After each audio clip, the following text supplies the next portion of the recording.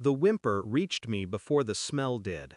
I stopped in the hallway, boots still dusty from the tarmac, my duffel sliding off my shoulder. Another whimper, thin, animal small. I moved toward the back door, pulse steady but rising. The kennel sat under the kitchen window. Inside, a boy. My boy. Knees and hands on the filthy mat. A metal bowl of water at his side. His face hollowed by hunger and shame. Daddy, his voice cracked like glass. Mommy's boyfriend did this. He said you were a weak soldier who ran away. Through the open doorway I saw them, my wife and a stranger, laughing in the living room, their wine glasses touching.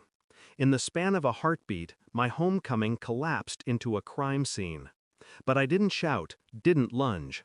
I shut the door to the yard, sat on the edge of the kennel, and let my eyes adjust to the dark. Inside me something cold began to take shape. Not rage yet, architecture. A blueprint of the reckoning to come. I'd known the distance was growing between us, calls unanswered, letters thin. Her voice clipped on the rare nights she picked up. But betrayal has its own smell. You don't notice it until it's in your lungs. Seeing my son in that cage was the final proof that something had rotted far past infidelity. I watched from the kitchen doorway while they laughed. Her face tilted toward his like she used to tilt toward mine. Their bodies close enough to be conspirators.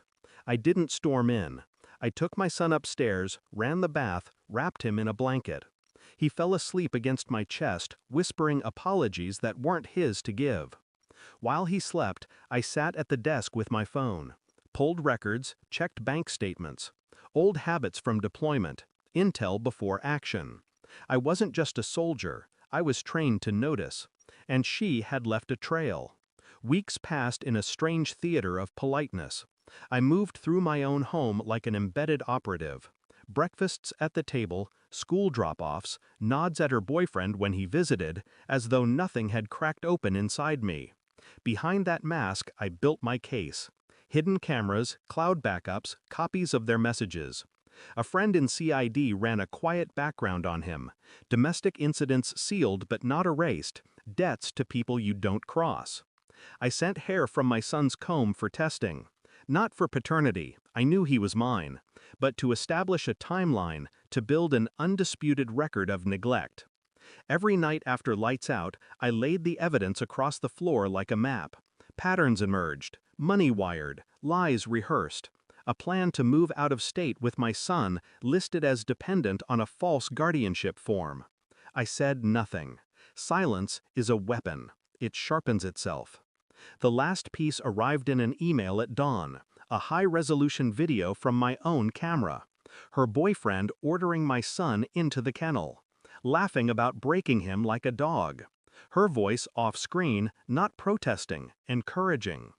I sat there until the sun lit the kitchen. I felt nothing, not anger, not heartbreak, just a heavy quietness, like the moment before a sniper's breath. That evening, I invited them both to dinner. Set the table, made it look like forgiveness. When dessert came, I slid a sealed folder across to her, another to him.